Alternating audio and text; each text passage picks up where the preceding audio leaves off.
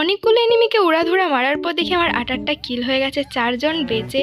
দিল তো জেসে garden garden হয়ে গেছে। কিন্তু এ কি, এরা তো দুজন দেখি শাল্লু ভাইয়ের মতো গাড়ি নিয়ে এন্ট্রি নিচ্ছে, একজন আবার গানে করে ড্যামেজও দিয়ে দিয়েছে নেমে। আরে এ কি ভাই, ছেড়ে দে, গাড়ি নিয়ে মারিস না।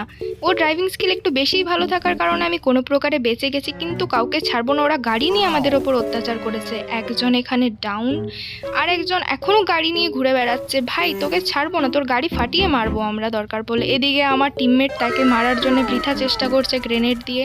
হ্যাঁ জানি ও হচ্ছে একটু বেশি পিরো, ওর গাড়ি ফাটিয়েও দিয়েছে এই কারণে। কিন্তু এবারে করবো উড়াধুরা রাশ। একজনই বেঁচে আছে, এভাবে বসে থাকার তো কোনো মানে হয় না। যেভাবে গাড়ি নিয়ে অত্যাচার করেছে ওকে ছাড়ারও কোনো মানে হয় না। আমার কাছে গাড়ি থাকলে আমিও মারতাম, সেটা আলাদা ব্যাপার, কিন্তু হ্যাঁ এখন তো ছাড়বো না। গ্রেনেড করার বৃথা চেষ্টা করছে, যদি একটা লেগে কোনোভাবে মরে যায়। এটাতে মরবে না, কিন্তু তাও ড্যামেজ তো দেওয়াই যেতে পারে।